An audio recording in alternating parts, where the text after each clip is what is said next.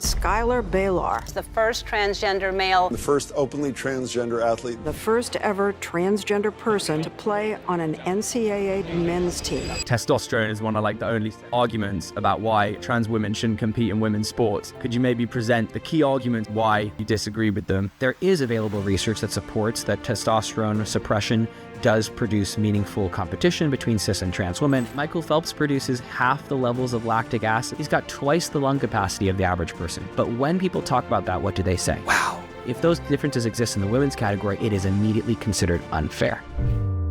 If I were to decide tomorrow that I was a 47-year-old woman, should I be allowed to go shower in a women's locker room? There's been no actual effect on sexual assault statistics across the states when this was kind of implemented. It is playing on real fears that I think are valid. We do need to protect women and girls. How optimistic are you, Schuyler, and what do you think the next steps are now?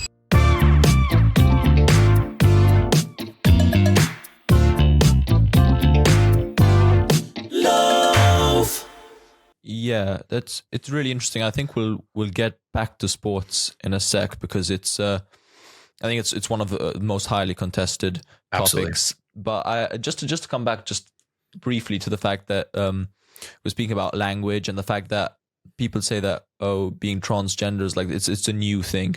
But yeah, I do English here at Oxford and I study Shakespeare and even discussions about ambiguous gender were so prevalent even back then in the 16th century, and I wrote a paper on it. And I just think that there are so many misconceptions around it. But coming to your advocacy and to real life scenarios, how do you perhaps more pertinently deal with people who are bigoted? How do you kind of approach that? Yeah, whether they want to be bigoted or not. It depends on the situation. And I know that might sound like a annoying answer, but if I'm in a situation where I'm educating people, so I'm doing a podcast interview, I am teaching a class, I'm giving a workshop, I'm giving a speech and answering questions, right? If I'm in the place where I have consented to, and often when I'm doing work, I'm being paid to, right? I have decided I'm going to do this education work, then my approach is often very measured. I am very careful to consider what might be coming up for that person that could help me have a better conversation with them. I'm often trying really hard to actually find the strengths in their arguments so that I can hear what they intend to say and then see if we can find common ground. And I found that to be a more productive method of communicating. What I mean is that if they say, I really want to protect women's sports and therefore I want to exclude trans people, then I'll say, hey, I really agree with you. We should protect women's sports. And here's some other, details about how we go about that. Maybe your way is not the way we protect women's sports, but I try to find common ground. And I found that there's actually quite a bit of overlap we can have with most people. If their intent is to be bigoted, we'll get to that in a second. But if their intent to have a conversation, then there's a lot of overlap we can have. And so that's what I'll try to do. Now, if I'm in a situation that's not an education specific moment and I haven't actively consented to this conversation, I might educate or have a conversation, but I might also say, hey, I don't actually want to have this conversation. I'm not just here to educate you because you want to have this conversation, or I don't feel comfortable having this conversation because what you have said is very bigoted, right? There's many different ways I can set a boundary. And I think especially when I feel that the person who's engaging with me is only engaging to share their opinion and not also to hear mine, then I'm usually apt to set a boundary and say, listen, I will not have this conversation if we're not actually going to talk, and your only goal is to refute everything that I say. Yeah. Can you usually tell when someone's purposefully being bigoted? Is that easy to tell?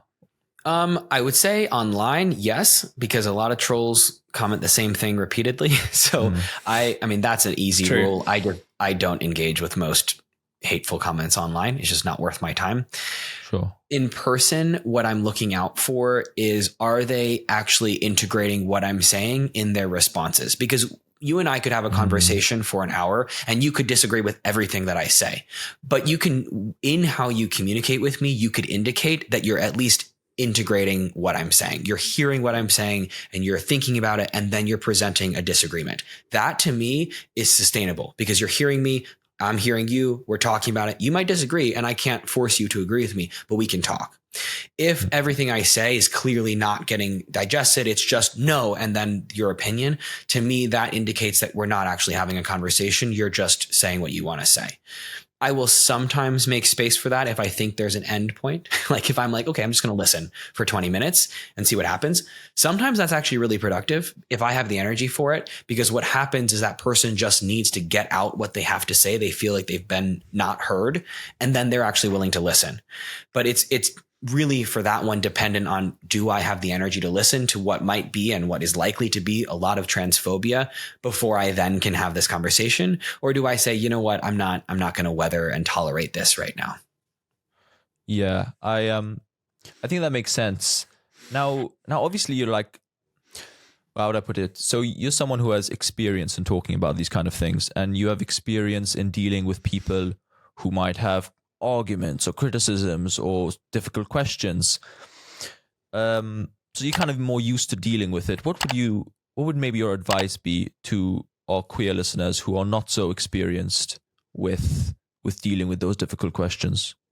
Yeah, that's a great question. That's something that I get asked a lot, because I think one of the reasons I feel I can have these conversations is due to the practice and the confidence that I have, and knowing, I've done this, 100 times. So I know at this point, check out, right? I know at this point, push in. Mm-hmm. I think that we always have to assess our capacities to have these conversations. And that does mean disengaging and stepping out when we don't feel we can confidently have the conversation. And I think that a lot of people will push past a boundary. They'll be like, no, I have to do this. I have to make a difference. I have to make this person understand. And if we do that and we're not ready for it, we can actually cause more harm, because we say things we don't mean. We upset ourselves. We upset the other person. We just increase. It's like having a fight when you're not, or an argument when you're not ready for it. Right. I think there's, common discourse where, like, if you're too angry, you take a break. Right.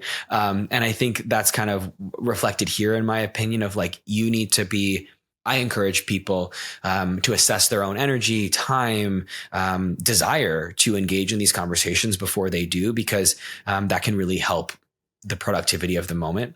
The other thing is I always encourage people to express feelings as much as they can, as opposed to just facts. And what I mean by that is not, screaming your feelings, I'm so angry, but I mean saying, like, this conversation is really hard for me, and what you said to me really hurt my feelings. It upset me. And I really want to have this discussion with you, but I'm really struggling to stay level-minded because what you said to me is mean, and it didn't feel good. So I'm wondering if we could, take a break before we come back, or, whatever the desire is. But I often recommend something like that, because I think it can help people take a step back in a moment where they do know what to say, but they can't get it out the right way because they're overcome with emotions, which is totally normal. I think that kind of links to your point about the connection thing, because that's kind of like offering up almost your vulnerability. I don't know what you think about this, Sure. But it's kind of offering up your vulnerability on your side, so that then you're suddenly not, two interlocutors having a discussion with propositions on either side, but you're two humans. Yeah. And then that allows you to like really see their point of view. Yeah. Absolutely. That's a huge centerpiece of it is, can you connect as two people really having a conversation about something that, yes, is bound to have disagreements, but that at the core is two people conversing. Anything you can do to help that, I think is usually productive. And if you don't want to do that because that vulnerability is too painful or too risky, I also think that is completely valid. Hey guys, I hope you're enjoying the episode. I just wanted to drop you in a word from our sponsor, Manscaped. You can use the discount code LOAF to get your discount, because even a lion needs to tame its mane. Get the Performance Package 5.0 Ultra from Manscaped now. Stay fresh with no cuts, so that your baguette leaves no crumbs.